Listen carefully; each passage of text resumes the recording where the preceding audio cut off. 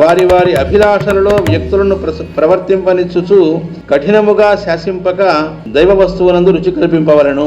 Master గారు అందుకే శిష్యులు 3 రకాల వాళ్ళు అని చెప్పారు. మృదువుగా ఉండేవాళ్ళు ఉన్నారు, మధ్య రకంగా ఉండేవాళ్ళు ఉన్నారు, 3 రకాలు అని చెప్పి మనకు పతంజలి యోగ సూత్రాల్లో మాస్టర్ గారు తెలియజేస్తారు. అందులో కొంతమందికి ఏంటంటే చెప్పాల్సి వస్తుందట. సేవ ఉదాహరణ చెప్పడం, సైకిల్ ట్యూబ్ గాలి కొట్టుతారు కదా, అందులో కనుక తగ్గిందనుకోండి అప్పుడు గాలి కొట్టాలి, గాలి ఎక్కువైందనుకోండి బరస్ట్ అవుతుంది. సమత్వం యోగం ఉచిత, బ్యాలెన్స్ జరగాలి. ఒక్కసారి ఒక్కొక్కరికి ఒక్కో రకంగా సామూహికంగా అందరికీ ఒకటి చెప్పినప్పటికీ వాళ్ళ ప్రవృత్తిని బట్టి ఒక్కొక్కసారి ఒక్కో రకంగా చెప్పాల్సి వస్తుంది. అయితే మృదువుగా అన్నారు, కఠినంగా చేయరు. అదంతా కూడా అది కఠినంగా వాళ్ళకి అనిపించదు.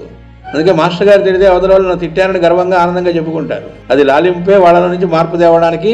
ఏ రకంగా చెబితే వాళ్ళలో ఉండేవి కర్మక్షాళనం కావడానికి, ఆ లోపల ఉన్నవి ఎగిరిపోతాయో దానికోసం చేస్తూ ఉంటారు. షిరిడి సాయిబాబా వచ్చిన వాళ్ళ మీద రాళ్ళు వేసేవాళ్ళు కొంత మీద.